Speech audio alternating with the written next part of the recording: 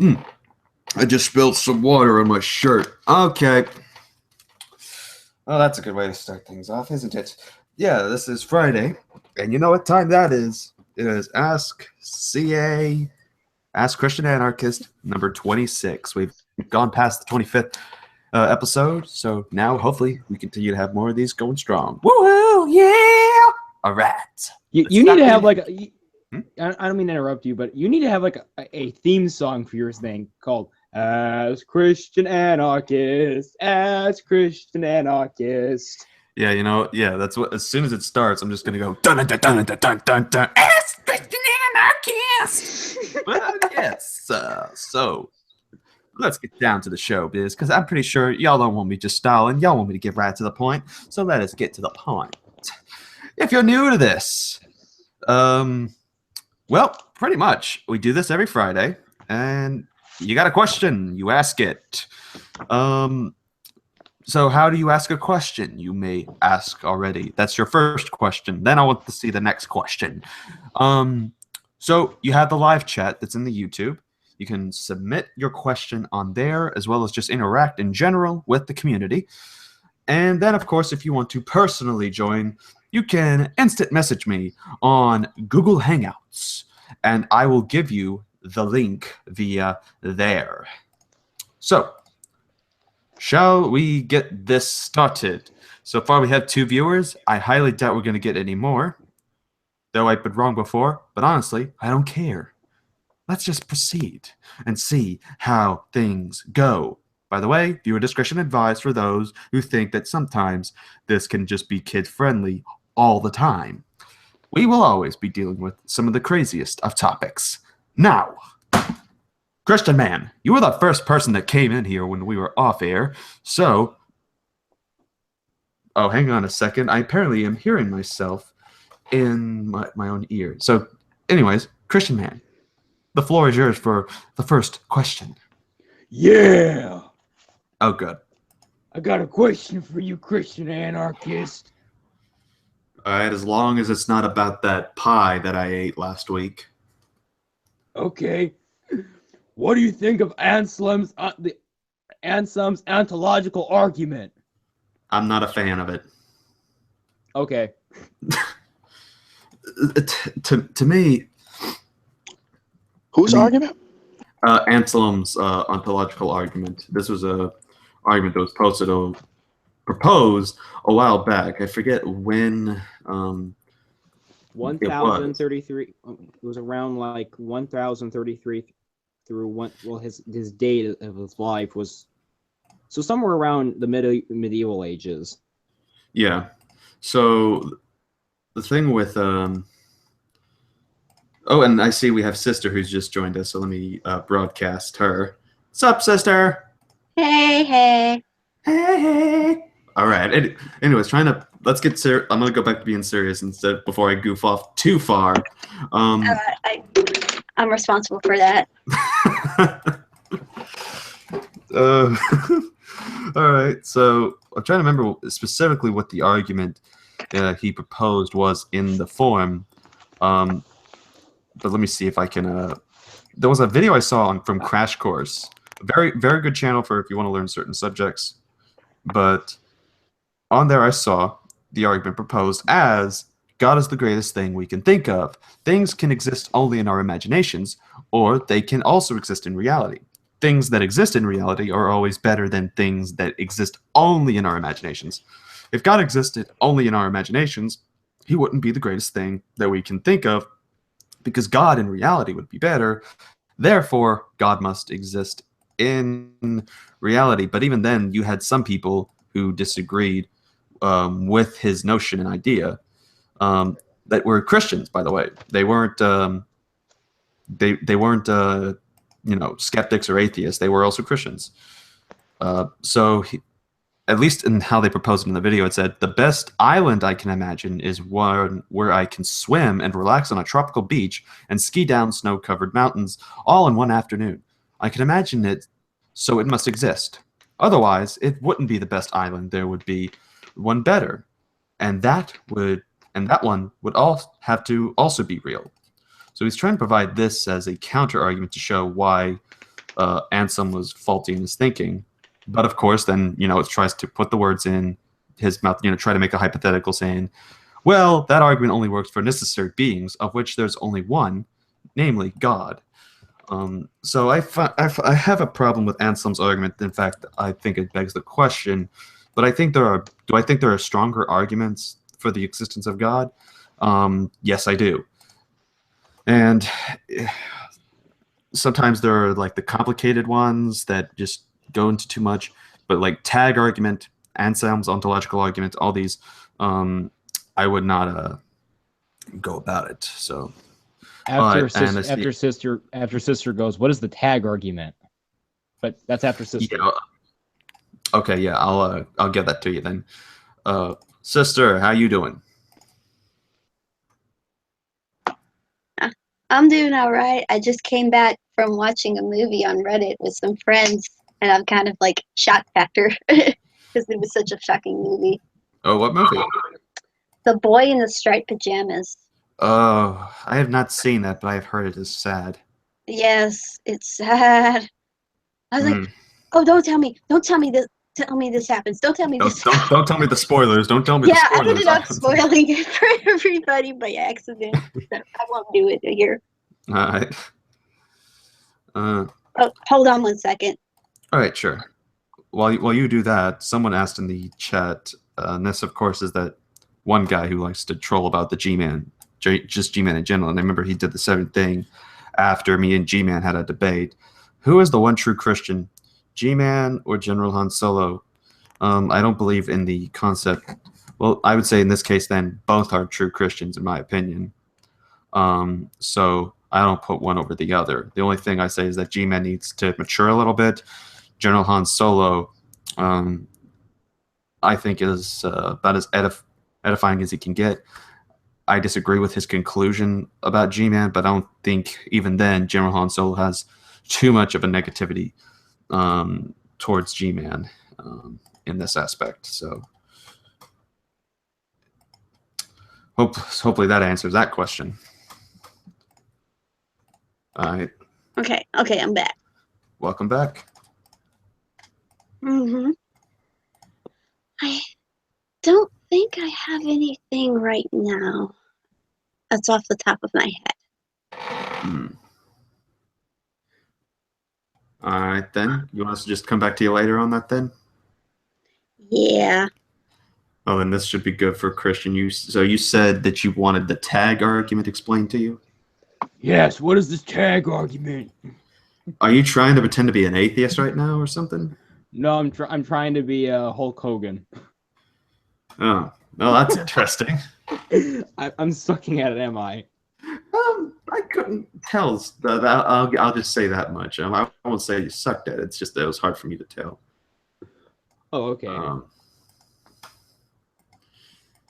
Anyways, let's see. So wait, let me try to, because I want to try to explain this simply. I would normally go to one famous proponent of it, which is Matt Slick, but he explained it in like 20 steps, and of which I can't even get a point across as to what it says. So let me at least just use what Wikipedia brings out about it.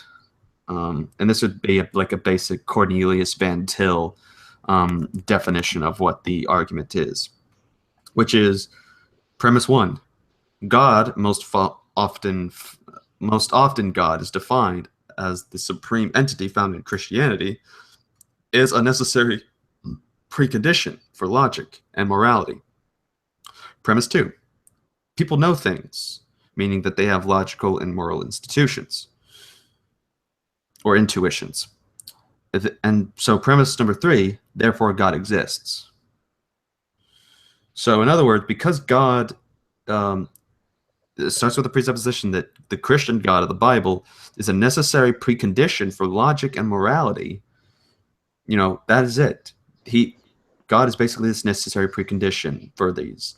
And because we know things and have logic and morality, intuitions, that proves that God exists because we have logic and moral intuitions in our brain. So I think that it's really just starts off on an assertion, and it doesn't logically carry, because if you're trying to argue from the logical perspective of this, the tag argument is the worst way to go about it, in my opinion, because it starts with a presupposition and then ends with the presupposition conclusion. So this is so this is where DD gets his logic from. pretty much he's one of the Premier side 10 bureaucrat presuppers. well, not a side 10, though he's close to it. He argues more like a Greg Bonson wannabe, pretty much. Like he talks about, I've got Greg Bonson's Ready to Defend the Faith book, and I've read all of his works. I've attended a couple of lectures, that kind of whole thing. He's pretty much into the guy who basically popularized presuppositionalism, apologetics, and especially the tag argument, which is Greg Bonson. So, yeah, not too big of a fan on it. That's very viciously circular. Really, yeah. I mean, I didn't even know that until now what presup actually was. I can't be a presuppositionalist. Mm-hmm. So should I choose? So what do you think is better, fetalism or presuppositionalism? Fetalism versus presuppositionalism. I don't even know what fetalism is. I almost thought you were talking about abortion at this point. What? Anyway. Mm-hmm. Yeah. No, so it's not fatalism. If you're in, it's more of a. It's proponent of that faith. I'm butchering that apologetic, but it's more of the existential argument. Okay, yeah, the existential apologetics. That's what it is. Yeah. What do you think is better, existential apologetics or presuppositional apologetics? Good question. Because from what I've researched of existential apologetics is, and when I've taught a course on apologetics at my church, it basically is the apologetic where your main arguments are based upon gut feelings and personal experiences that you've had in your life. And I think that's better than simply the presuppositionalist saying basically that here's how we know God exists. We have logic and morality, intuitions, therefore we know he exists. So it's pretty much also trying to say, you know that the God of the Bible exists. You have the knowledge that this being exists, and I don't go with that. And I think at least existentialism provides better arguments in the fact that one can actually then examine experience and actually go towards and examine and go to the experiences or the testimonies that are mentioned. One can't really do that with simply the claim that because we have moral intuitions and all that, that automatically logically leads to God. Starting with the assumption, ending with it. It's not just stopping with God, it's stopping with the Christian God. Right, and that's the thing. They'll always hold it to this, but imagine if a Muslim takes the tag argument. I mean, that's the thing. The only people who have used the tag argument in the tag argument's creation has been from the Reformed Christian perspective, from the Calvinistic perspective. And even then, of course, you have Calvinists that disagree with it, like myself and R.C. Sproul. There you go. You owe me a soda. I'll give you a soda when I meet you, man. There you go. We'll have to meet at an anime convention in the future. And who knows? Maybe for Pin Valentine in the live chat. Maybe at a Brony convention. Anyways, great. I was going to go somewhere with that, but anyways. So, hopefully that helped answer your question and dive more into apologetics. So there's only really two viable options at this point. Evidential is apologetics, evidential apologetics, and classical apologetics. pretty much, I would suggest like a classical, or you could do combinational apologetics too, which is what I do. Yeah, I'm not saying just argue from one. I can combine both of them at least. Yeah, and this because I argue from all four apologetic methods, even a bit of presuppositionalism. But even then, I recognize only, to me, presuppositionalism without using the tag argument is good for one thing: testing a worldview in a debate, testing points and seeing if they're consistent. So, and even in that sense, an atheist technically can use a form of presuppositionalism if they go into the cross-examination and the rebuttal periods of debates.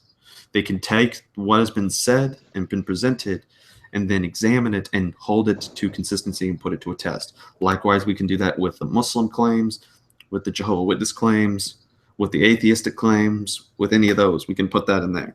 But while then that's going on, when I'm providing statements, opening statements, I can then just simply go to saying, well, based on the evidence of the historical evidence that we have concerning the existence of Jesus, and then, of course, providing also the classical argumentation of showing the evidence of God's existence, rather, or not the God's existence, but rather the evidence for well, no, actually, yes. You start with God's existence, and you can go about this from any other philosophical argument, and then after you go with there, then step two, you then expound upon to present the truth of Christianity, to prove Christianity as true. So you start with God's existence, and then you move to the next one, which is proving, well, which God?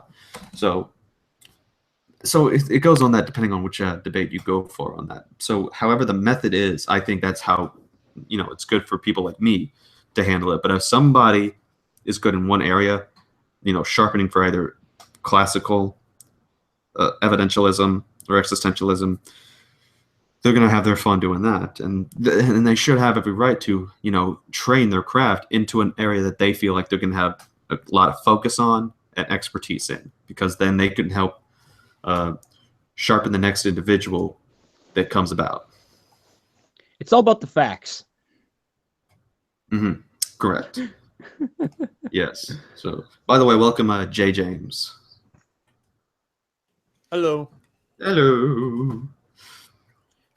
All right. So, thank you for your question, Christian Man, or CM. I don't know. That's an interesting nickname. People call me CA, but then CM just sounds like, I don't know, like a nega anti-CA or something. Who knows? Might be my arch nemesis in the future. Yay! Oh boy. I think he's your evil twin. Oh my goodness, I have never thought about it. I'm not a Calvinist. Exactly, which is why I said evil twin. Oh, or my sister said evil twin. Yes. Yes, Everybody has a dark side. I'm going down that road. Oh, non-Calvinists are evil. Oh, wait, that was an evil voice. Crap. All right. Anyway, so, by the way, before we move on to our questions, live chat. I see you still are alive out there. You got a question that you'd like to ask? You can think about it, but you can message it in the live chat, and I will take a look at it. Speaking of which, again, another ridiculous question from Happy Troll 123. If a true Christian met J.D. Cain, would they self-destruct like matter meeting antimatter? Oh, come on. True Christians have met J.D. Cain and made a mockery of him.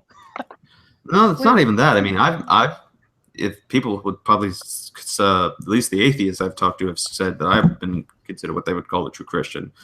At least the ones I've met. And this includes the groups that goes into J.D. Cain's hangout. So, I mean, I've met him, and he's a cool dude. We get along fine.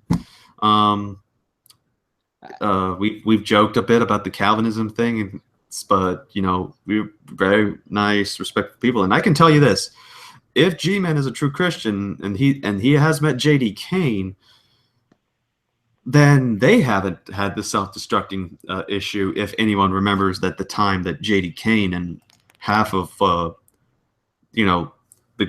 great debate community with like Fiona and Dragnut and all them, they all went to see G-Man in New York, and that was like G-Man looked like he had a lot of fun over there, having them visit. So, yeah, I mean, I don't think there's going to be any self-destruction anytime soon. If there's going to be destruction, it's going to be with either Trump with the nukes against Korea or Korea against the entire world. We'll see. We'll just see how that goes in the future. But until then, we're going to get to our next question. Sister, do you have anything on the moment? I guess I can ask this question.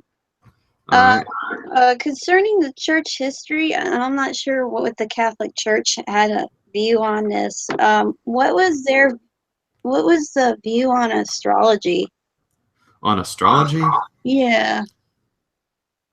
You're talking about like that weird are you talking about the group that like just observes and gets like, zodiacs and stuff? Yeah, basically, but I think there's more to it. I think if astrology, for example, I mean, you're talking about things like Taurus, Gemini, Cancer, and all that stuff. Yeah, because I seen in church history, like I know the Catholic Church had something like that, but was that like for more like just to check out the seasons or something like that? Well, I haven't looked into the church history in regards to the matters on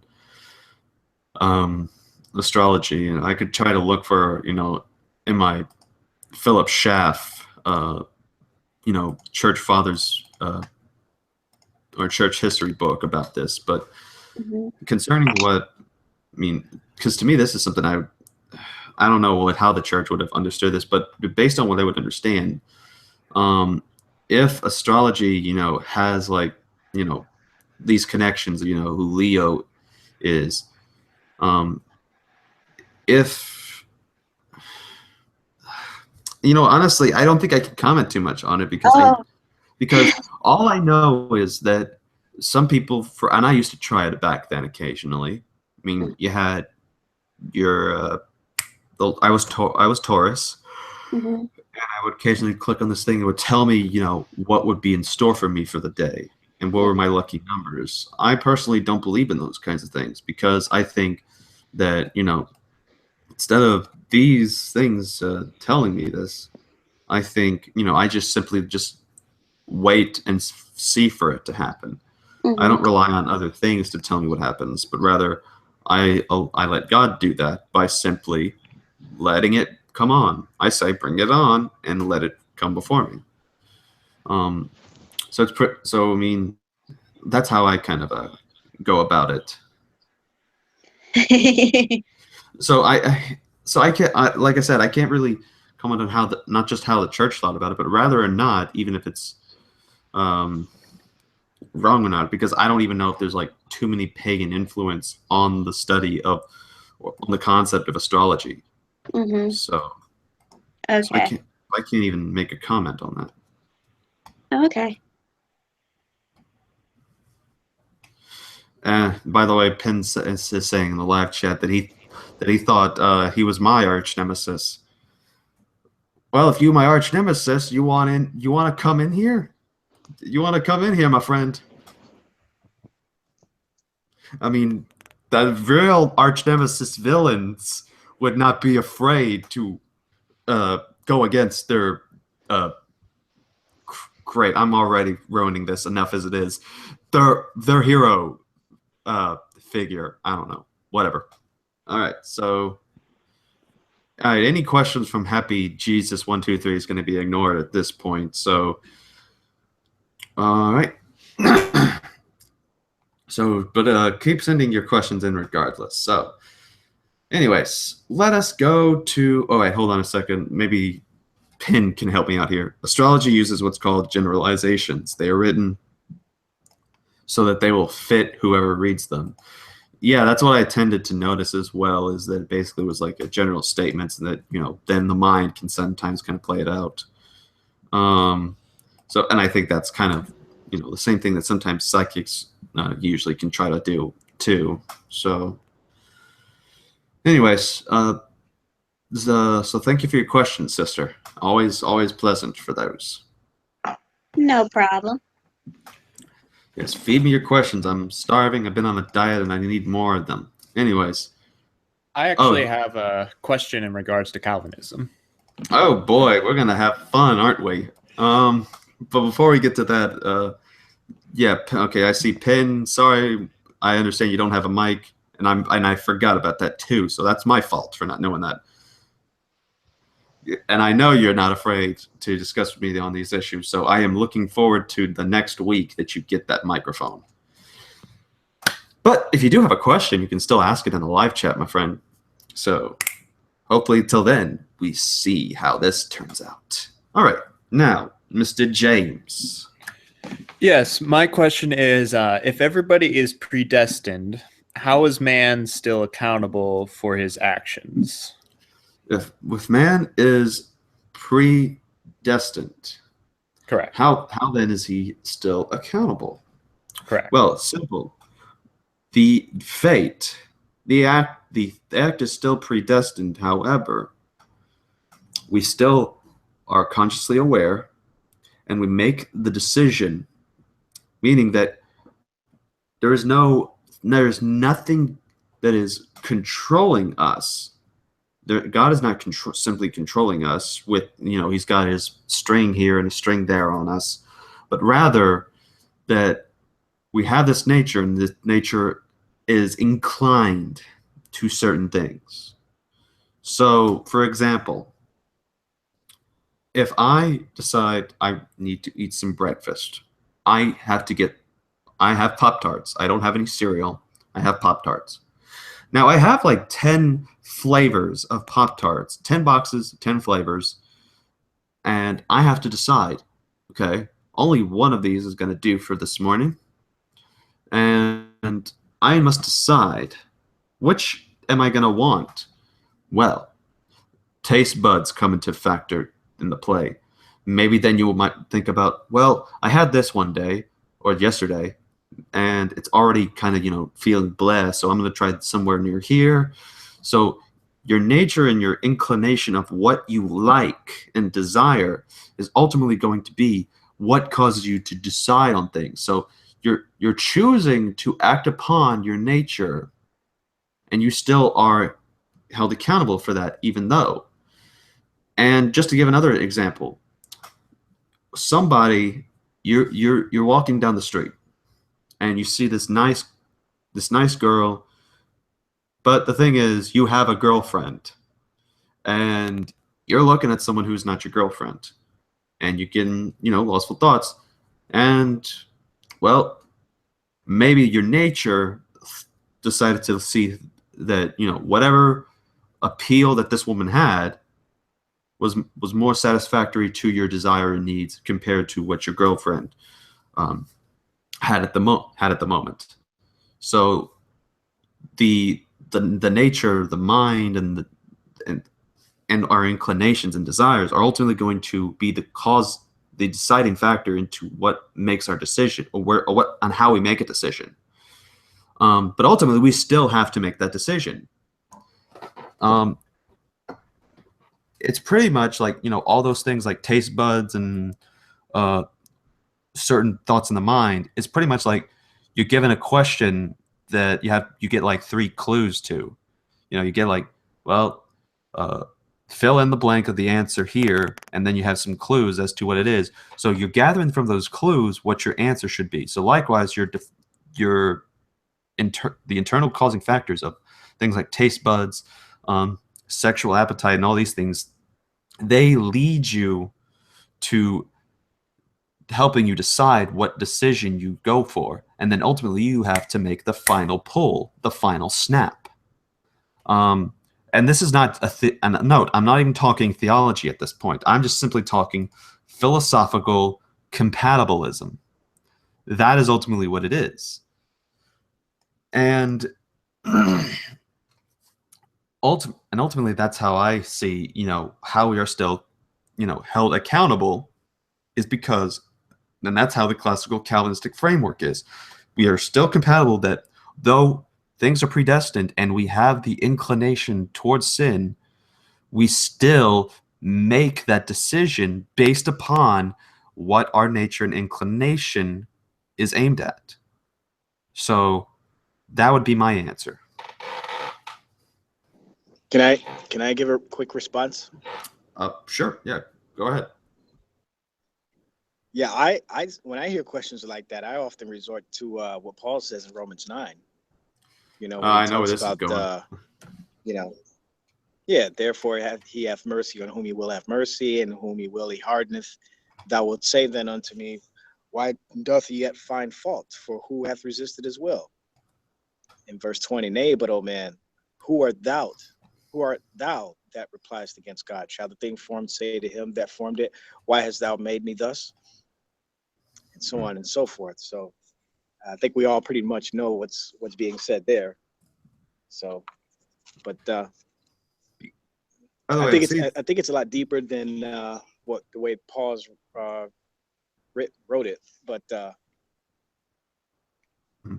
think that's pretty much on the surface the answer to that question. Is somebody held accountable if we're all predestined? Right. And I see Seth has just joined us. Hey, how's it going? I assume you saw my link. Oh, there's trouble. I did, thanks. Hey, man, calm down. Nah, he's a cool fella. I like his beard. Prepare for trouble. Make Yeah, it no, I'm double. just playing with stuff. Uh-oh. I can tell there might be some tension in the room, but hopefully we. Not from me. All right. No, Seth is good. Seth is good, people. Okay. I don't know. You had me going there for a second, Beckel. Be careful now. There have been times that I'm at the end of things my have gotten lunch break anyway, so I can still. Ah, man. As soon as I was about to ask you if you had a question. Well, I can stick around for another 10 minutes, but all right. do I have another question? Do I have a question? All right. What's your position? I don't think I've ever asked you this, CA. What is your position on the doctrine of hell? Relationist, or do you believe in a traditional view? Somewhat traditional. I mean, are you a poofist? I'm not. I'm not a poofer. I'm not a poofist. What I am, not though. Poofist, okay. No, I'm not poofist. I believe in a traditional hell, a white picket fence, 2 kids, and a dog. There you go. That is the American traditional hell right there. But no, I believe in the eternal hell. But at the same time, I think the image that Americans have painted it as, the fiery pit where flames just go on and on and on. I think that's the part that doesn't exist. And the reason why is the traditional understanding of hell, as well as examining just the text itself. For example, you had Sheol, and we see that was just simply a place of darkness. But now what about the lake of fire that is said that's where Sheol and Hades, the Hebrew and the Greek word of that it's going to be cast into the lake of fire. That is hell. And so personally, I don't think there's anyone in hell right now, but rather that state will come when that verse is fulfilled. And so for the lake of fire, that is hell. But is it simple? Is it big flames everywhere? I don't think so, because as Jesus also says, remember, he's a guy that talks about hell more than anybody in the New Testament. That guy talks about hell more than anybody in the New Testament. Yet some people want to say that he's this pacifist that only preached love and peace and do good unto others. But he talked a lot about the ideas of hell, and that we need to, stay away from that. So, but he described hell not just as with fire, but as pure eternal darkness, where there will be weeping and gnashing of the teeth. How then do you get fire with darkness? Fire causes light, but you can't get that in darkness. So the fire is the symbology of the pain and the agony that is going to, because you see, and they will be gnashing of the teeth.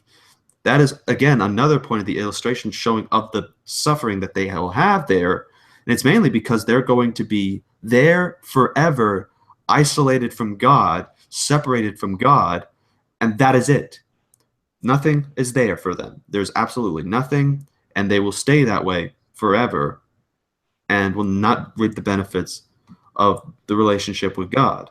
They will stay there, and Christ and God says that there will be weeping and gnashing of the teeth. They will be out of their own lonesome, just leaving them as they are in there. They are going to be in their own misery because they decided to choose separation from God, and that they are going to stay in that condition based on that they've been given a chance and that they have not accepted Christ.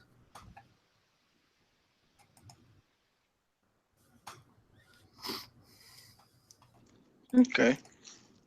So, and if you want to learn more about how my view is espoused, as well as tackle universalism, there is a debate on my channel, on the debate playlist, where that is one of my debates I did with a guy named Jackson Wade on the issue. So you take more of a, I just want to interject a little bit. So you take more like a like JP Holdings view, a little bit on it. Pretty much, that's kind of how I got the views. After that, I then looked at the texts that he brought up and examined them, and I was like very blown away by it.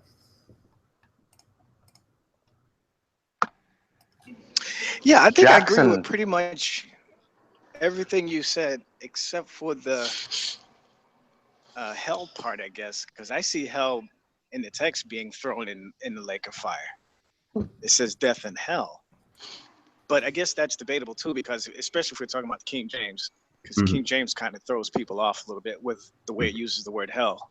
Sometimes. Yeah, it translates Sheol and Hades as hell, and that's because the translators didn't know at the time, with the distinction between them, and that Sheol and Hades literally just meant the grave.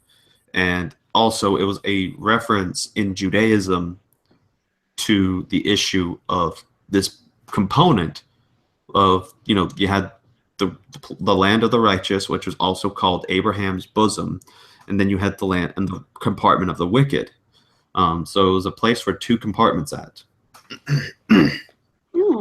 Okay. I thought the Jews didn't believe in hell, or didn't have a concept of it.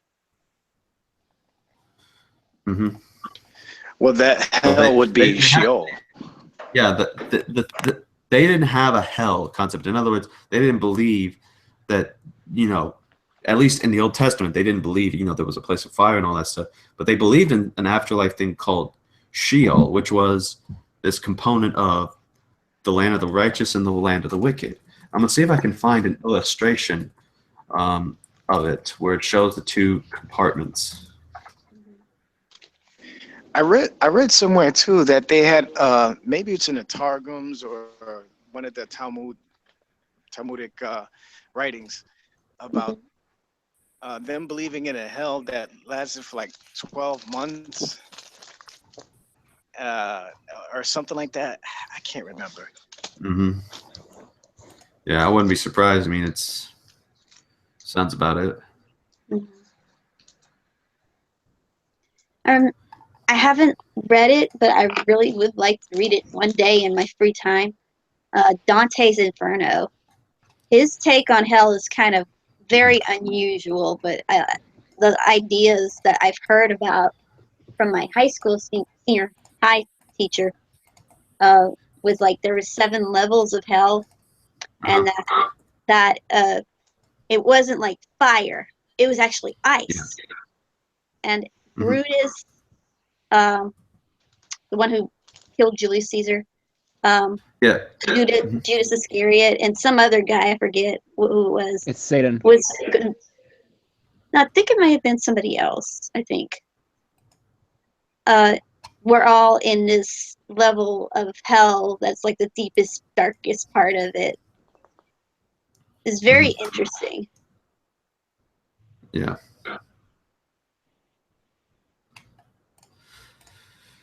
Well,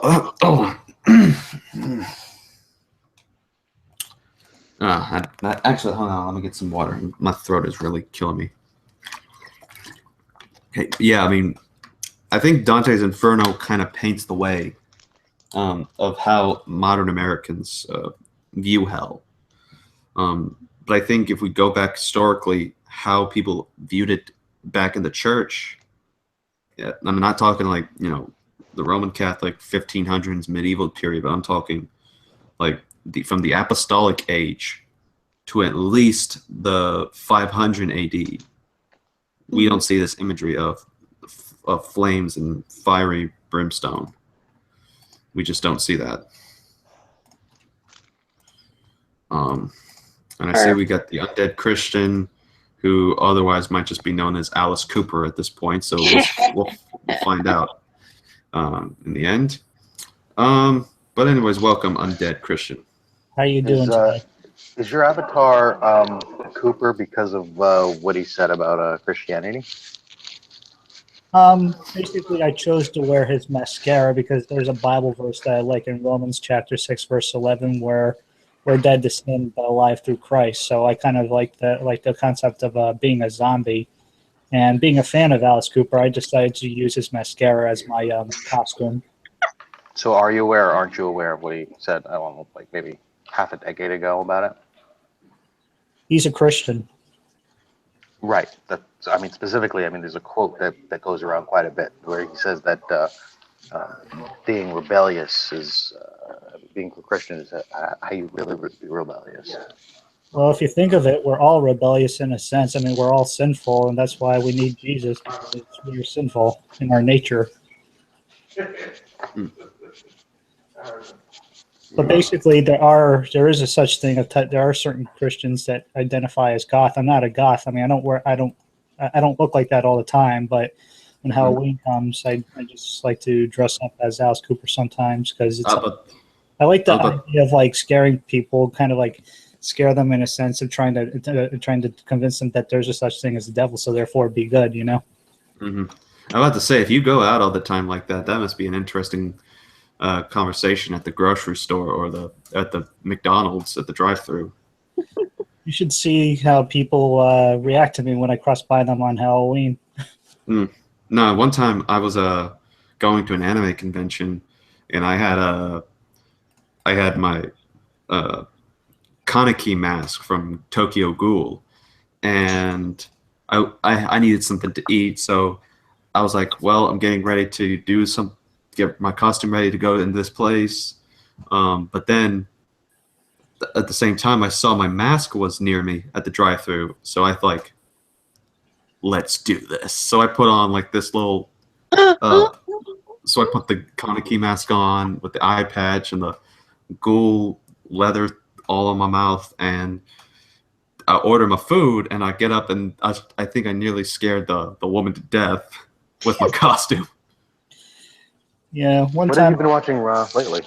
One time I actually dressed up as the Grim Reaper, and I saw a couple people outside of a grocery store smoking cigarettes, so I just passed by them carrying the plastic scythe, and I said to them, I'll be seeing you real soon. Yeah, I don't like cigarettes, I don't advocate for drugs or anything, but from what people say, I don't smoke pot at all. I wouldn't condone people doing pot, but they say smoking pot is actually better for you than smoking cigarettes. So it's weird that cigarettes are legal, but pot isn't, Yeah. The only thing I'd say is do it for me. Do it if you're responsible with it, and especially on a medical level. Because as someone with epilepsy, I find that this, concerning the studies it's done with epilepsy, it's pretty interesting. I'm okay with it if it's for medicinal purposes, but for recreational use, it's like there's no need for it. I think if if they legalize it, I think there are going to be people who are going to be irresponsible with it. Yeah. Yeah, I would treat it kind of like alcohol, especially when they're driving. Yeah. I've heard a story one time somebody was so high, he was at a drive-thru, but because he was high ordering like burgers or whatever, he accidentally hit somebody after he grabbed his order. Somebody just came out of nowhere, and the person being high just like hit him. And I think the person not only was charged for the what's it called for the accident, but also because he had a possession of pot on him. Mm-hmm. Yeah. All right. Anyway, so thank you for the introduction, Mr. Undead. You're welcome. Let's get this show back on the rails. Let's And we're gonna go with Seth, since he was the next person that came in. Seth. Oh, by the way, Undead, if you can you mute whenever you're not talking? We're getting some feedback from you. Sure, just call on me if you want me to speak my mind. Sure thing, man. All right, so Seth, how are you doing, my handsome, bearded, sunglasses wearing freak?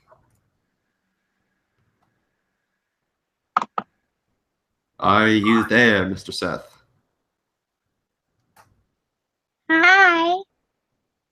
He may be AFK at the moment, or I may have triggered something. Either way, I apologize for that. All right, so...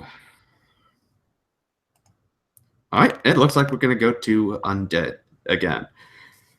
So, Undead, are you there? Yes, I am. What's on your mind?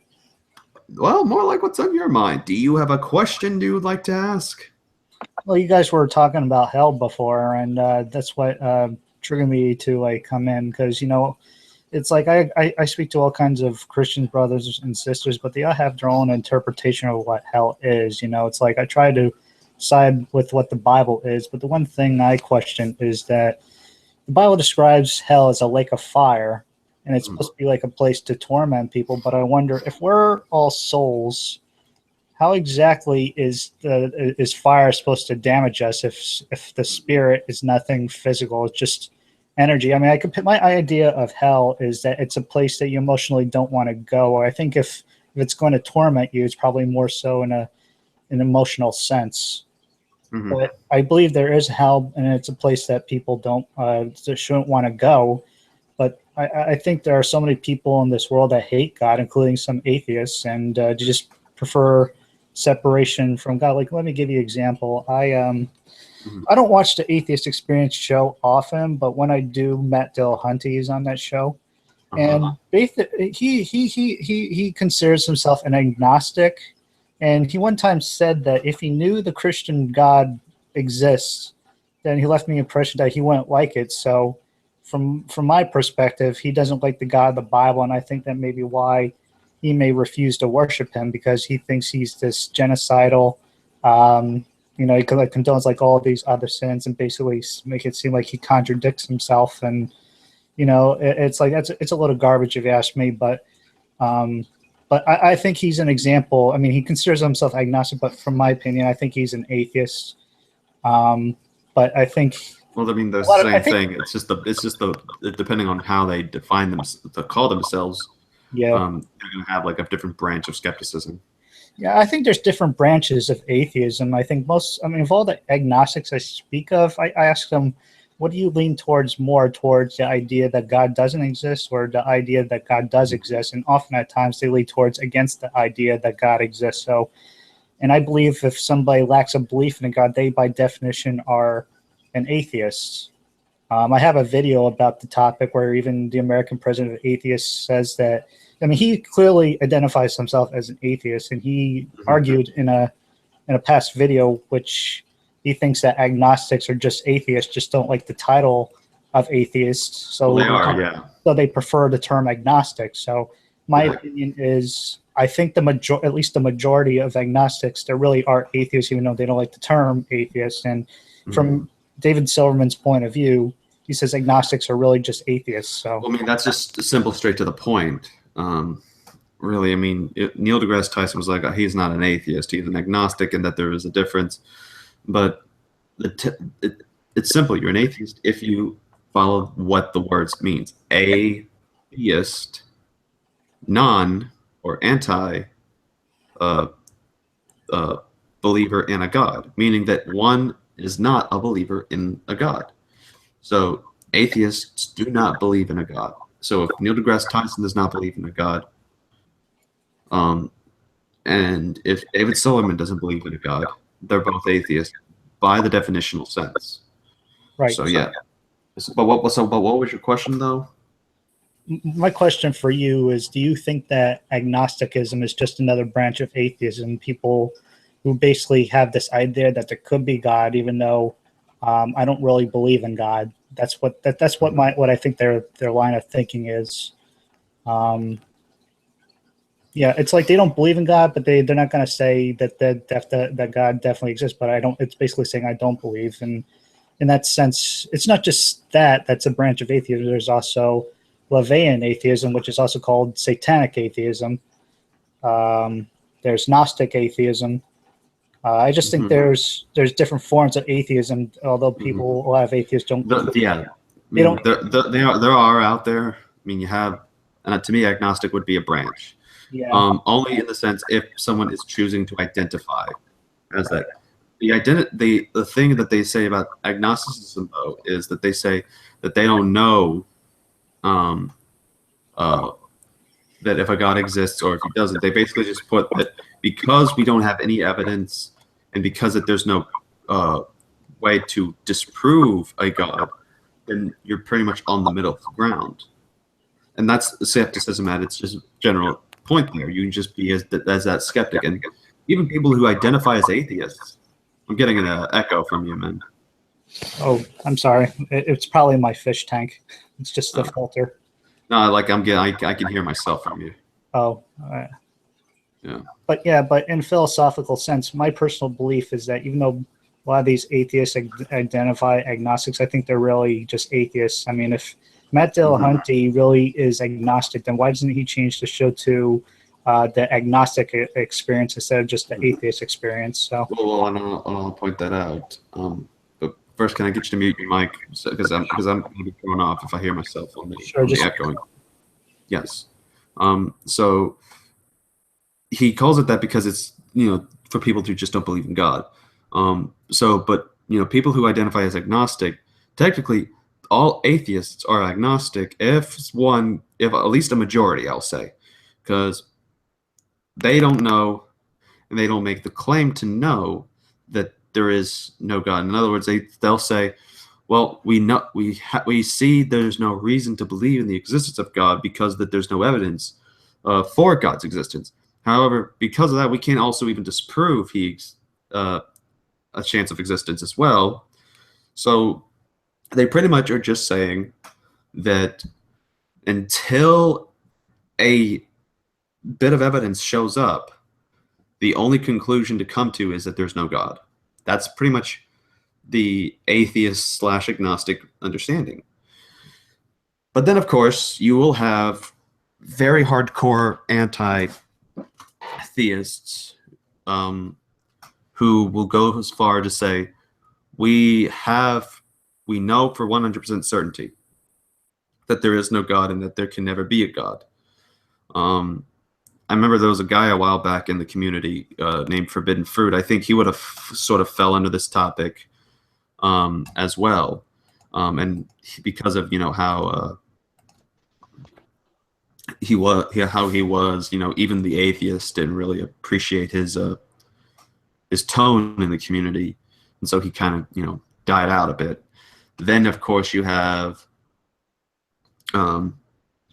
what's his name?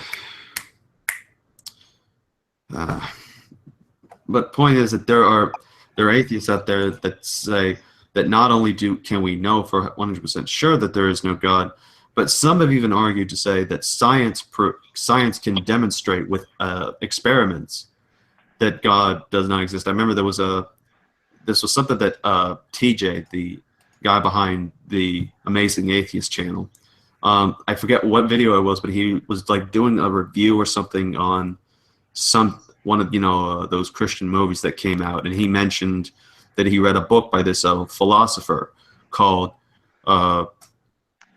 reasons why science disproves God or disproves the existence of God. I forget which title it kind of went under, but even then I'm like, wait, there's a book called that. And to me, that is a branch of atheism, but it's just, to me, I don't think that one can logically just say, oh, well, we can prove that there's no God. Well, then, I mean, there's nothing there to, there for you to try to demonstrate or prove against. I don't see what you're trying to go with, and I'm pretty sure there are people that are in the atheist community who would say, well, these people are idiots. And that's why normally the anti-theist atheists aren't going to last in the reasoning and rational community of atheists that we have. That's why Forbidden Fruit died out. That's why Alexia Richardson, it's this one person I met, died out in the community. Why no one is going to really want to be acquainted or associated with it in regards to this issue. It's because when you have people saying that they know God doesn't exist and that they can prove that, that is a claim of ignorance. And mostly it's just of emotion and hatred and irrationality, not of God per se, but towards other people that follow and worship this God and that are in the religion. There is a hatred and a passion against these certain people. And I've seen it, and I even was a friend with one person who was in this, and unfortunately that caused our friendship to kind of deteriorate and go down a dark road, and why I no longer conversate with this person. Alexia? No, somebody else who will not be named. Okay. Yeah. It's like Voldemort. Though Alexia actually was another person who was that. Anyways. So, but yeah, Voldemort, you got it right there. You got the Voldemorts of the atheist community. I guess. I don't know. Anyways. So, we have LC that joined us, and Seth has left. Or maybe that's Seth just wearing a disguise. He's wearing a mask. He's got the anime eyes. Who knows? It could be Seth. Who knows? And then, of course, we have African Goddess that joined us. African, you there, girl? Yeah, I'm here. All right, just double checking. Got to make sure if people are AFK or not. Sorry. That's cool. All right, so hopefully that answered your question, Undead. So we're gonna try to continue onward with the show. And remember, anybody up in that live chat, y'all got a chance to ask some questions, and I'll work on my responses. Anyways, so let's get upon this boat. Anyways, wait, what? I need a water time. I need to wake up before I get too weird. How you doing, CA? I'm doing good, LC. How are you doing? I'm tired. I just got home from work.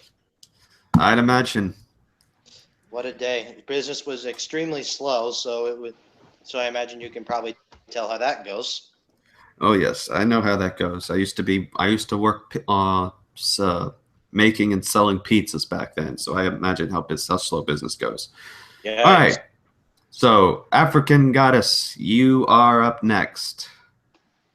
How are you doing? And do you have a question for Ask Christian Anarchist? I'm doing good. I'm just listening. Like the question I had, I actually forgot. I don't know how that happened, but hey. Yeah. A question for God? No, not right now. Give me like 10 minutes. It'll come back to me. I was just wondering. I thought you said something about ask question for God. I'm like, oh. Oh no! I forgot my question. I said it'll come back to me in a little bit. Yeah, sure thing. All right. Speaking of then the torture goes to LC. Mm-hmm. Torture? Yeah, you coming up with a question, apparently. Do you have a question? Of course I have a question. Do babies fart? Of course I have a question. I'm just messing with you. Anyway. That is one of the worst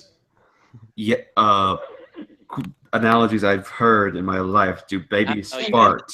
Yeah, I realized that as well. I kind of realized that as soon as I said it. But anyways, my question is, I imagine you probably already know because we were talking about it earlier. What's your best argument against the King James only movement? Well, I've actually already told you this before. I'm like, why King James? Why not the Coverdale Bible of 1535? Why not the Bishop's Bible of 1568? Why not the Geneva Bible of 1587? Why not the Septuagint translated into English? They have that. Yes, they do. Why not just Tyndale at that point? Why not the Textus Receptus translated into English? Why not? Why not these other versions that came out before then? I'll give you the King James holiness response. And which is,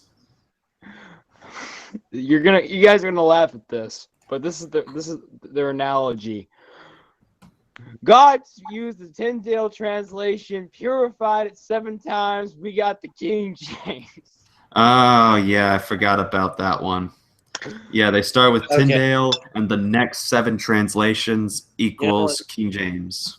You know what? That's actually a good point. A better question would be what's your answer to one of the most common arguments against the King James Bible, really? But but since I already asked a question, I can talk about that later.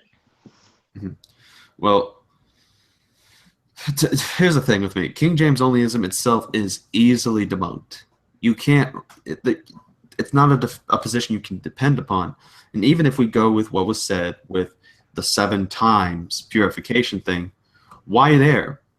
Does it then designate that because of that, any Bible translation that starts out to the people that it's designed for, is it then no longer the Word of God? Is it no longer the perfect Word of God until it reaches that point? So then are they saying that they were not giving the purified Word of God in 1535? Were they not given the perfect Word of God in 1587?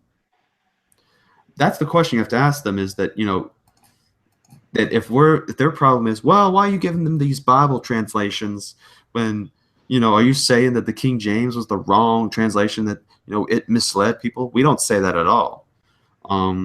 We think that these translations, even the King James, can help out people. But if you're going to say that, that the King James is perfect and we don't need any more, and then you're going to say that the proof for this is that it's been purified 7 times, meaning after 7 translations it's been finally purified and made perfect. Are you saying that Christians back then didn't have the perfect Word of God until 1611 for Americans or English-speaking people? That's nonsense. And it totally goes against, what I dare you. If you bring that up to any King James onlyists, they'll start to think about that, and then they'll have to recant that, because they can't just simply stay on that issue. They can't just simply say, well, because it's purified 7 times. Even then, that verse, purified 7 times, is not even referring to the written Word of God. It's referring to a promise that God makes in that Psalms, of which where they get this claim from. Also, I'd like to add this: King James holiness or King James preference, with a bad bite. Pretty much. Yeah, I mean, the thing is, the reason I'm asking all these questions about the King James only controversy now is because now, unfortunately, my brother has fallen prey to this lie. And now I need to know how to answer him. Wait, I got one for you. Let me guess. Go ahead. You can finish. Go ahead. Let me guess. He listened to. Let me guess. He listened to Ruckman. Well, he listens to Ruckman. Yep, I'd imagine. Let me ask you this: is your brother usually home whenever you're around for these things? Sometimes, but honestly, I really don't talk about this issue with him because the thing I love my brother to pieces. I would take a bullet for him, but it's like, DJ, you don't know jack about defending the Christian faith. If you think that you would be able to stand against people who listen to guys like Garrett Ludeman, Bart Ehrman, John Dominic Crossan, you would get crushed easily. I guarantee. Or better yet, tell your brother how the Bible King James was the king of England. Yeah, and so at that time, and better yet, like at that time, he was a homosexual too. He hated women so much he killed his mother. No. I have to correct you on that. That is a lie promoted against King James. So he didn't kill his mother. I've never. He wasn't the king of England. Well, he wasn't homosexual. He was probably king of England. Probably killed his mother. No proof of him being a homosexual, though. That was a lie that was promoted by his enemy. That was actually by colleagues of him have actually disproved that when that lie was starting to be, that rumor was starting to be put out by his former enemy. Yeah. Who was his enemy? Because here's my thing. Who could be his enemy and they own the Bible copyrights? So how can that be? Now, do you know what okay, Goddess, do you know what a Royal Crown copyright is? Because there's a difference between how our copyright system works and the Royal Crown copyright system works.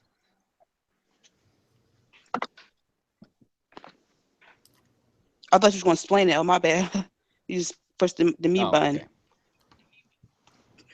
Yeah. Okay. The Royal Crown copyright. The Royal Crown copyright the Royal Crown copyright was a lot different than what our modern day copyright system is. It was actually meant more. A Royal Crown King's copyright was a copyright system that was meant to protect a translation, and it being meant for wealth. That's it. Yeah. Translations, the Bible, and that was it. Mm-hmm. It had it and stuff like that. They printed their own. They printed the King James Bible. There were some, like, you ever heard of the Adulterer's Bible? Oh no. It is a Bible translation that was accident. That is why the Royal King's copyright was invented. Yeah, it was accidentally translated because it had, not translated, but rather there was a misprint. They forgot to put not in the part where it says, "Thou shalt not commit adultery," and then it caused it to say, "Thou shalt commit adultery," because of a misprint in the text. And it seems Goddess just left. She might be joining back up. Yeah, there she goes. I don't know what happened. Yeah. Well, Christian was just explaining that there was the only thing that I don't know how much of that you heard of what he was explaining about the copyright.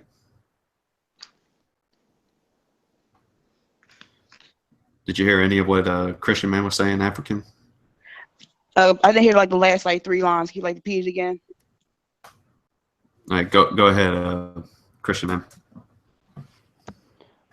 The reason why there's a difference between our copyright system today and the Royal Crown copyright system in England. The Royal Crown copyright system is meant to protect English documents, actually.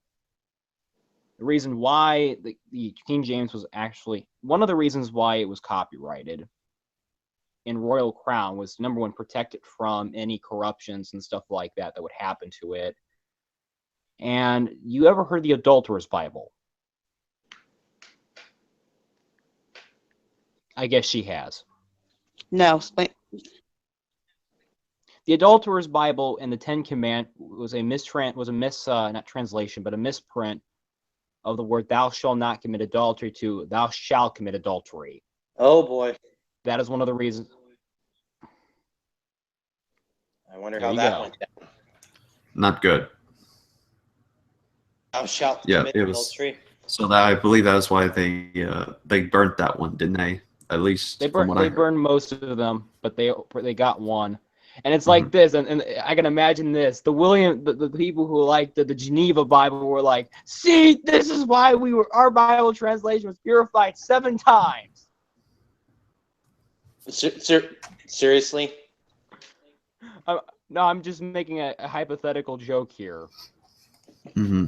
Yeah. Geneva onlyness who are making the time we're like, see, this is why we cannot trust the King James. Wow. It'll I'm be making interesting. that's a joke, by the way. Yeah. Oh, hey, CA. Yeah, hold on a second. So, yeah, being, and as for King James being supposedly being a homosexual, I mean, I don't know where the evidence of this. What about his love being Lord Buckingham? Of his what? His lover being Lord Buckingham, and his evidence that like people have written books about that as well. Can you demonstrate any historical documents that demonstrates that King James had an affair or some kind of intimate relationship with Lord Buckingham? Or is this a rumor started by his enemy? Because there was another. No. I'm just reading like the people that wrote the books. They're saying like. Okay, so are these third or these second and third hand sources, or are these first hand experiences like letters from that time? Oh, I don't know. I'm just starting to get into it. That's what I'm saying. I'm like, I brought that name up. They like mentioned his name like that was his lover. And they also said like how like King James was fond of him. His nickname was start with an S. I can't think of it like King James had for him. I start with it's like SET something like that. Well, the thing is that you'll also have some people who have also written books, and they'll say that y'all been lied to by the white man, and King James was actually a black man. He was a Israelite who was a black man, and their evidence for this is one of those old like little pencil pictures that they do, the little sketch graphs, and they say that if you look closely at it, you have the little pencil, shadings and all that. They say if you look at the picture, they say, look, it is a black man with black facial hair and a little tiny fro there. And they say this proves that King James was a black man and not a British white man, but rather that he was a Israelite Jew. And that is why the King James is God's approved word. So people can write books about these things, but the point is of whether or not they're doing their research correctly. And some people will say and make the claim that King James was a homosexual. But as Christian Man is saying, that this was a claim that was a propaganda by his enemies, and that people have been going about this and have tried to do the same thing with Hitler by saying that Hitler was a homosexual, even though there's really no evidence for that. And they also say faith is death. Yeah, I mean, people have said he's faked his death. People have said that Hitler and the Nazi Party was, a homosexual thing, and that it was formed in a gay bar, and that a majority of the SS soldiers were homosexuals. Just because of some historian tries to write a book about it doesn't automatically make it true. There's a reason why there's footnotes and all that in these books, is because that's where they're getting their information from, and whether or not they are interpreting the information in its entirety and in its context. And so if we look at the history, we would see that King James was being basically, the same thing that any politician would have. He would have enemies trying to start bad rumors and bad reports. So if King James was a homosexual, he wouldn't be a married person at this point, especially to a woman. And I don't know if he had children, but how can you be gay? This is where it gets interesting. If you're gay and you're married to a woman and you're supposedly trying to pretend for that, so that way you can, live up to the social stature, how then, if you're going to have children, how can you then perform intercourse at that point if you're attracted to men and not to women? It's very easily. Men live today married to women all the time and secretly gay. Yeah, but how do you get, the penis erect and then get it in there if you're in intercourse, if you're not going to be attracted to that woman? I don't know. I don't know what personally what they do to think of getting off, but I'm pretty sure they get off. And they have children. Mhm. May I say something? Yeah, sure. Real quick, and then we're gonna move on. I just wanted to say that one thing that I read about Hitler is that he had a real fear of germs. Like, even though he was married to a wife, him and her never really got intimate. Like, they had a honeymoon, but nothing really physically sexual like went on. Some other kind of weird, just weird. I don't know. Like the weirdest part I heard was that instead of them like engaging in intercourse, Hitler just masturbated while looking at his wife instead. But I don't know if this is true, but it's just something that I read like within the last year. But that's all I wanted to say. Yeah. He's here. Yeah, what's up? Can I add Shy to the call? Yeah, feel free to. Thanks. No problem. All right, so we kind of got into a general discussion with African, but African, do you have a question that you would like to propose, or you good right now? No, I'm good right now. Okay. I like the flow of the conversation. It's good. Okay. Where was I? All right. So we got about 30 minutes until we head off into the off-air after party. If y'all want the link to that, I will put it in the live chat, as well as, of course, you can message me on Google Hangouts for that as well. But we're going to continue on with the conversation and see how this goes on. So we have gone through, well, just about everyone so far. So we're restarting the lineup, starting with Christian Man. Yeah, brother. Yeah. Oh, dear Lord. We're going back to Hulk Hogan. Or I should say, hello, my The old cringe. the cringe man. It's real. I should call myself, instead of Christian Man, the cringe man. No, please don't. The cringe man. You too, LC. You're probably the more cringier than he is right now. Yeah, I don't care. Anyways. Well, anyways, what are some verses you have? What is your, way how to get out of depression and stuff like that? How to get out of depression?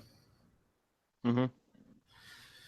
Well, my way to get out of depression, and I've been through it for quite a bit, is that if you're in a depressed mood, sometimes I think music really helps out. Listening to my favorite worship song really chills me out. Sometimes listening to my favorite rock song is good. Just listening to my favorite, sometimes even just hip hop, if I'm in the right mood. Just something will always get me, chill. It's like, the waves and all that sort of calms you down, and you feel like you're in a good bit of that space where you're at your best, you're in your best moment. So I'd suggest that. Reading, I've done a lot of good reading whenever I was in my depressed moments. The story was good for me to read, but for me though, of course, I read nonfiction. I read theology books concerning like the studies of doctrines and how to handle certain life issues in light of the personality I walk in. So reading, I think, also kind of helps out, because then you kind of get your imagination going. And then, of course, writing. Creativity, I think, itself, whether it's drawing art. Writing a story. Making music, all that. It can really get you out, because the best part of what you create comes out of how you feel. So take the depression and change it and mold it and express it into something. Use it as the ink for a masterpiece that you are going to try to start. And I guarantee you it's going to come out looking beautiful if you know how to use the ink correctly. So that would be it. And the other thing, if it gets to a depression to the point of you crying over something that's going on, let it out. If you hold it in, it's just gonna hurt, and there's no sense in just keeping it in. If you let it out, enjoy the cry. Let the cry feel good. Let the sorrow feel nice by actually contemplating on what's going on. Because as soon as you let it out and make it intense, then the quicker you can get past it, the quicker it's over. Thank you. Yeah. You're welcome. Are you feeling depressed, Christian man? Not really at the moment. Someone you know? We'll talk later. Okay. All right. Oh wow. What's this? See, sister linked me something. Wait a second. Did you draw this? I got a question. All right, but before we get to that, Sister Hipster, did you draw this picture?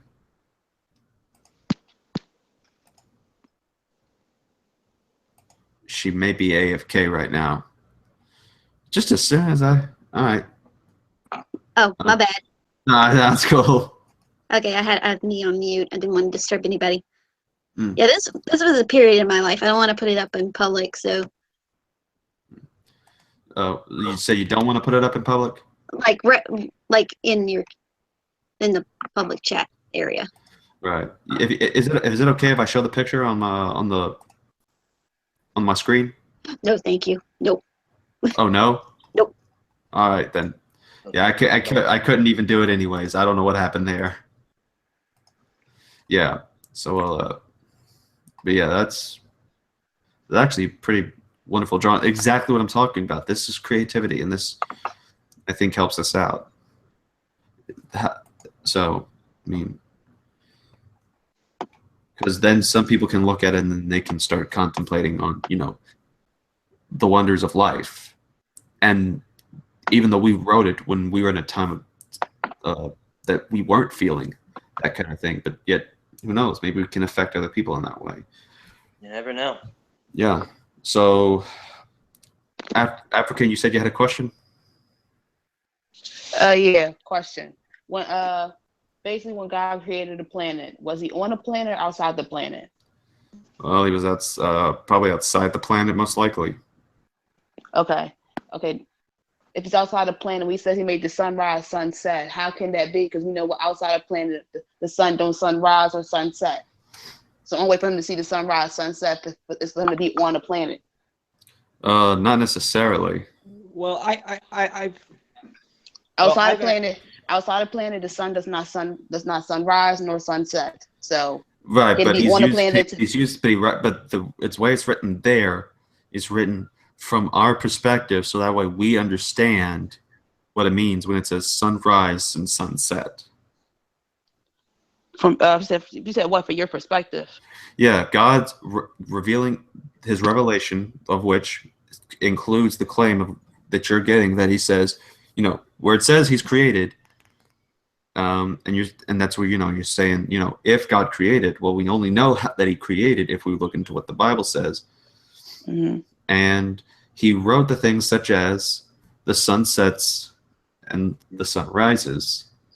All that is written in the Bible, and it's written there. Yeah, but He said context for us to understand. But He says He made the sunrise and sunset. So the only way for him to do that be on the planet. Or He could be everywhere in the universe. Then He won't see the sunrise or sunset. He's in the universe. Yeah, He could. Outside the planet, the sun won't rise nor sunset. Well, here's the thing. Does the sun? Let me ask this: the sunrise and the sunset in the actual deal, does the sun literally rise and rotate around? Does the sun rotate around the Earth, or do we rotate around the sun? I must say NASA will say the sun's pulling the planets, but you know about NASA. But I'm just asking: is the sun in the center of the universe, and do we revolve around it? No. Okay. No. So I would say like. So I'd assume you're a geocentrist then. Say it again. So I'd assume you're a geocentrist then. Geocentrist. What is that? People that believe that the Earth is in the center of the universe and that everything revolves around it. Honestly, I don't know much about the universe. Like I do, but I don't at the same time. If that makes any sense. Okay. But the Earth actually is. Ooh, that could go either way. Oh boy. The thing is that the sun is in the center of the universe, and we revolve around it. So, concerning that, God is writing it into the perspective of how we understand it. So when it says sunrise and sunset, that is language written by the humans, because while God inspired and breathed these words, he used human authors to pen them into the Old and the New Testament. And so when we see sunrise and sunset, we as humans who are on earth can see it rise and set. And that's what the language is intended for. Nowhere, I don't even see how that logically follows to say, well, because it says sunrise and sunset, the only way that can happen is if the creator who made this happen had to be on the planet itself. That does not logically follow at all, especially if you're talking about an omnipotent, omniscient God who can do anything and create however he wants and whatever he wants. Okay, one more question too as well. I'm trying to think. In Genesis, the first one is how he says he made the vegetation, the animals, then the humans. I think he says. I'm trying to remember, but I'm about to pull up right now the verse. I'm about to mute my mic for a second. Okay, well, while you look that up, Penn has a question in the live chat saying, what do you think about conversion therapy in terms of both homosexual and transgender people? I personally don't think that those camps work. They're more of a they're more of a mental scarring thing, and that people who have gone through these camps just simply will say, yes, I've converted from being gay to straight, either to make it stop or that they had legitimately converted, but only as a result of, trauma from it. So, for example, I mean, you have someone with PTSD come back from war, and they hear something that triggers them and makes them start freaking out from, that reminds them of like bomb shells going off in war or bullets in war. That is what happens. Now, for at least how it's normally done, and the popular method that it's been seen is from either shock conversion therapy or with water, like ice cold water has been used. And they would basically either show something that would get any romantic or arousal feelings, and then apply these painful things on there. And it'd basically be like, causing the people to, every time any homosexual tendencies are there, it would cause pain. So that way, if they get any tendencies in the future, what are they going to feel internally without having it physically apply to them? They're going to have the memory of electricity or cold water on them at that point, and they don't want that. So what's the normal reaction? Think the opposite, and therefore the pain and the suffering won't come back on you on that. To me, that's not how you do it. If you wanted to go through a conversion thing, you actually have to take the time to have patience in going through with someone, just like in any other rehab thing. If you want to go through with somebody, you have to go through the process on these issues. So even if you want to get someone off drugs, if you want to get someone off, so whatever you want to get them off of, if you want to convince somebody of something, you don't just simply show, okay, are you right on this answer? Are you right on your conclusion on this? Yes, I'm right. And you keep shocking them until eventually you get them to say no and only think how you think. That's not, to me, if you want that to happen, if you want to have convincing, you have to actually do the skill which is known as convincing. Have to reason, have to talk with somebody. That's how we're going to go about doing these things. It's not going to happen if you're just going to scare people and intimidate them and basically soon turn them into vegetables. So, I mean, I can't believe I'm going to make this joke, but as terrible as I am, I might as well. You can't turn a fruit into a vegetable. It's just not nice, really. And that, in other news, CA just probably lost 20 subscribers, so we'll see Don't how worry. that goes. Anyways, Don't worry, that won't happen. yeah. All right, so yeah, apparently Penn got a laugh out of that one, so at least I know, at least I got some support from the atheists on that joke. All right, so we got 15 minutes left, and Goddess, I think, still has the verse that she mentioned up.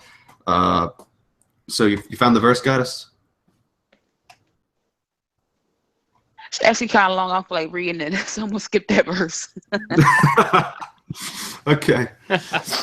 I would like to say that It may be I- lazy, I- but I don't feel like reading like up to like 60 like little paragraphs. Right, but do you have a summary of like what you're trying to get at, or is there another part of the question, or is that it?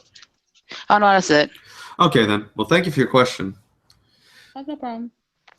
Hopefully, can't even talk. Hopefully, I'll see him on here more often. Very nice thoughts that we've been having. We've talked about King James being a homosexual and the issue about if God was creating, was he on the earth or not? Might be so let's move on. We had Shira that has joined us. Hello. Hello. So, do you have a question, Shy? And LC, for the love of goodness, can you keep your mic muted or at least try not to skitty around in there? Oh, well, there you go. You'll pay for that. How am I going to pay for that? You're the one that's acting Yes. like apparently there's a, what is it, a paranormal activity movie. I challenge you to a duel after this issue. Sure thing. We're gonna settle this over a children's card game. Anyways, so Shira, do you have a question? Not that I can think of at the moment. No. All righty then. The undead person does though. Huh? Apparently. Wait, who? Yeah. Oh yeah, undead. Yeah, I was gonna get to him, but then I also saw. Okay, I don't know what happened there. Hopefully she comes back. Maybe it was just a lag thing. But James, we're gonna get to you first. Then we'll get to undead, and I think that might cover it, unless we have time for one more question after that. James, you there?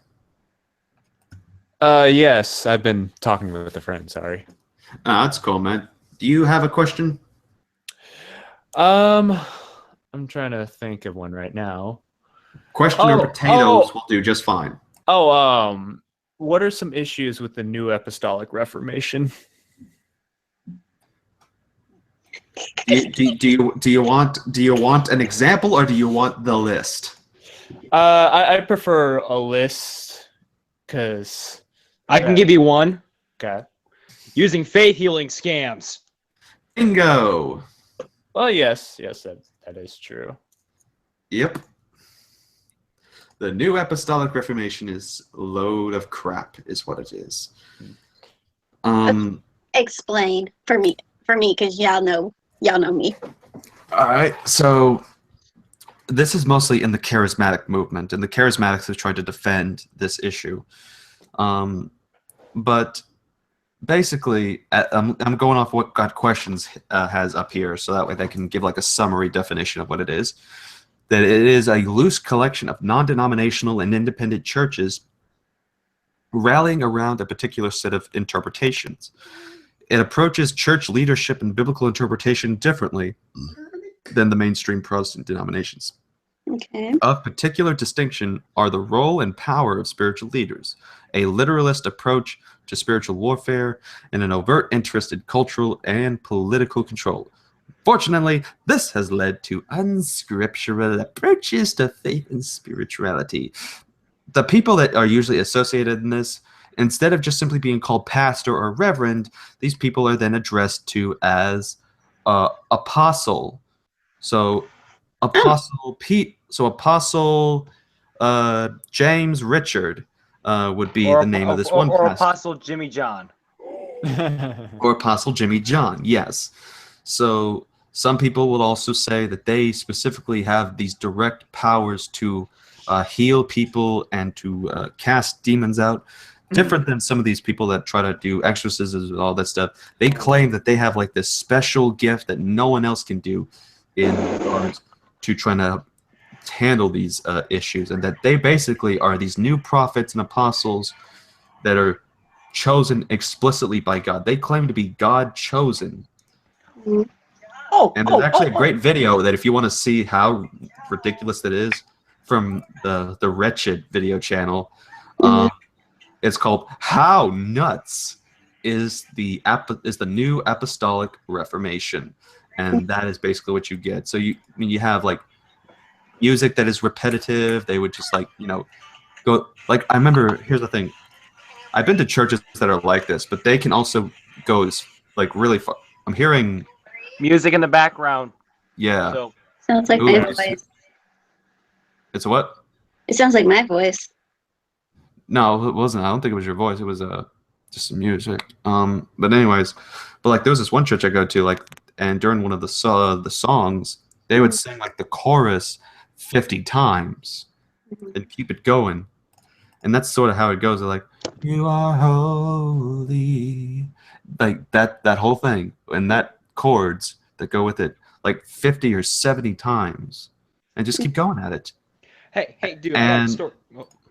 Go ahead. I mean, I had a story to tell you about my experience in a worship service. What, of a New Apostolic Reformation? No, it was just very repetitive music. I'm like, oh, come on! Yeah, you but pick like Amazing Grace. You couldn't. But yeah. But yeah, I mean, I'm trying to remember what one of them was.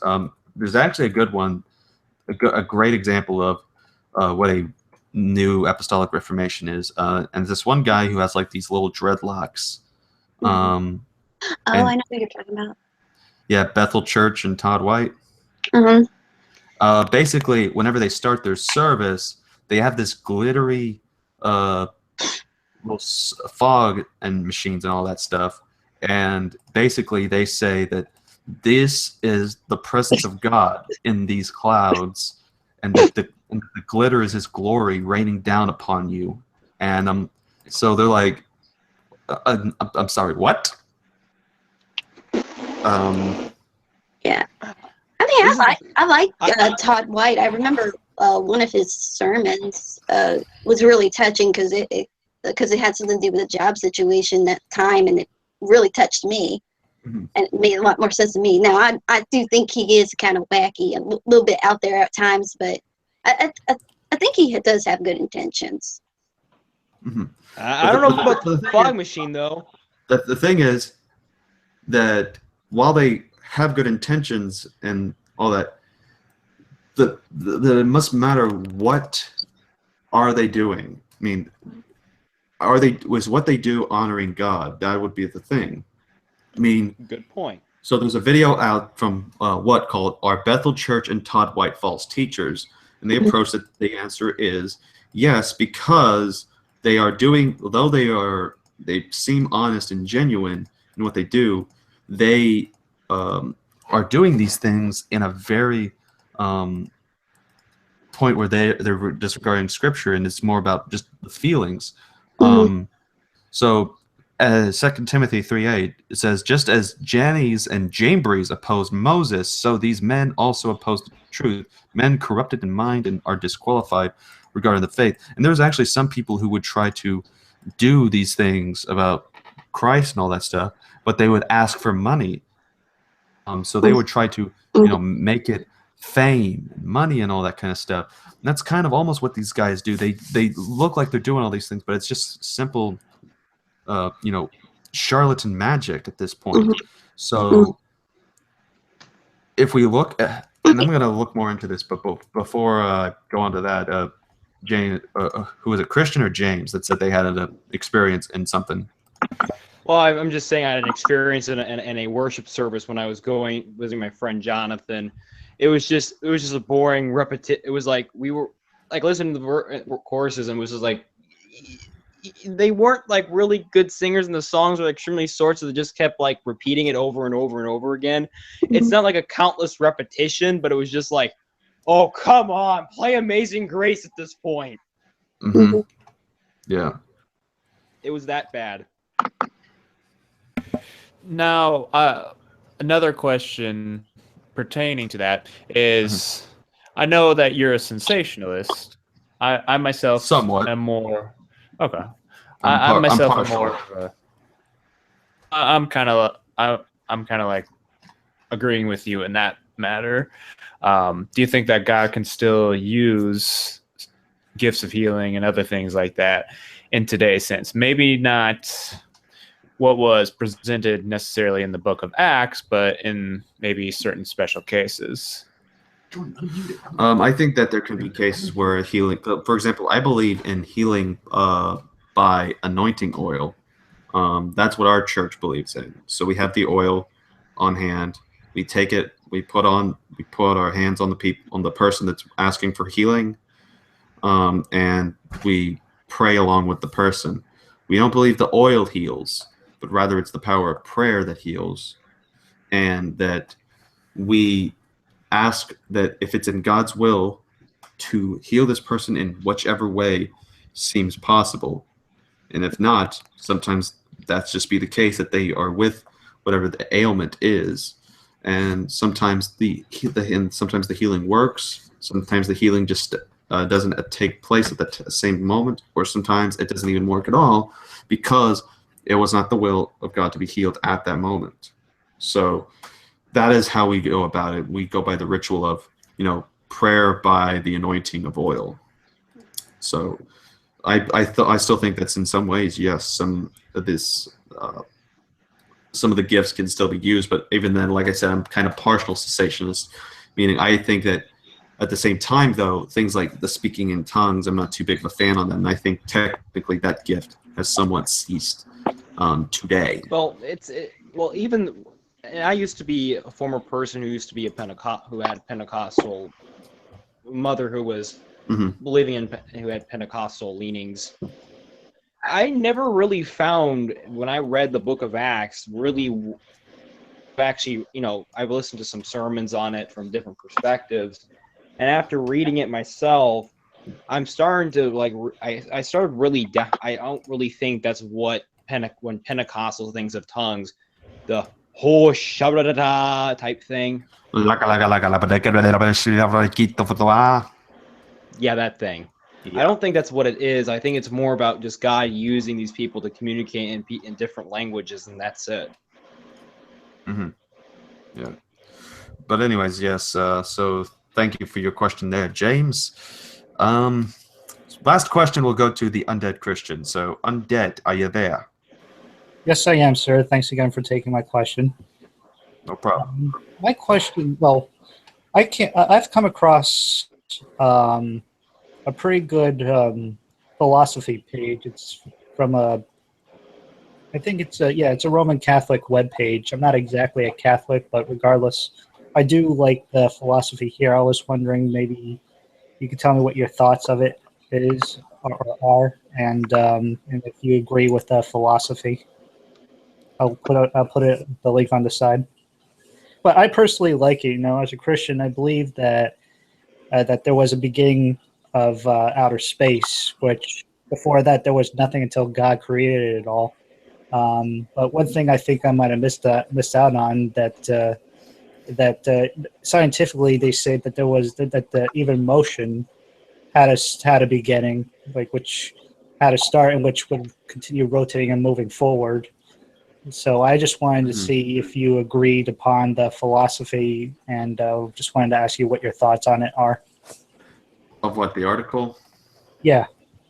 Well, to me, Peter Kreeft is a good person. The only thing is, it's of course, it's his Catholicism and his apologetics in regards to Catholicism versus Protestantism is rather interesting take. But here's the thing I say about this, and this is just my opinion, is Okay. that when you learn something about philosophy, take it in, but if it doesn't align with scripture, take it out. Right. So the movement thing that he's mentioning is one of the 5 key arguments that Thomas Aquinas, who was somewhat, I would say, semi-Catholic apologist, would say, because he is someone that even Protestants have a good bit of respect for, because even then he's kind of disagreed with some of Rome's doctrines, but at the same time he also agreed with some of the essentials that Rome held to. But Thomas Aquinas had some arguments for God, and one of them, I'm going to see if I can pull up one of them was called the argument for motion. Premise 1, our senses prove that some things are in motion. 2, things move when potential motion becomes actual motion. 3, only an actual motion can convert a potential motion into an actual motion. 4, nothing can be at once in both actuality and potentially in the same respect. 5, nothing can move itself. 6, therefore each thing in motion is moved by something else. 7, the sequence of motion cannot extend ad infinitum or infinitum, however you say this word. And then it closes with 8, therefore it is necessary to arrive at a first mover put in motion by no other, and this everyone understands to be God. So that was his argument, and I can understand where he's coming from. He's using comparative analogy, which is that, well, we observe that, like anything else that moves, it doesn't move unless someone or something is causing the movement or pushes it and causes its movement. So there has to be a causer of the first moving. And who is the first mover according to this in regards to us in our creation and our bringing about in our aspect? That would be God. So I kind of like his argument. Of course, there may be some slight holes that people can point out, but either way, I do enjoy the argument, and I think it's a good one. All right, thanks for answering my question, and I hope to see you around sometime in the future. Yeah, no problem, man. Same, likewise. Bye-bye. So we're gonna still continue this, but we're gonna go off air for the off-air portion of the hangout. So I will leave the link in the live chat if anyone wants to join in on that. But it was nice having this, and we're gonna chillax and rock on and party. Of course, I will have to use the restroom. Yeah, there we go. He's already found the caffeine. Anyways, so yeah, hopefully we can do this next time. And until then, this has been the Christian Anarchist. Shalom Aleichem. Peace be upon you, because I wish that upon you. Have a good day.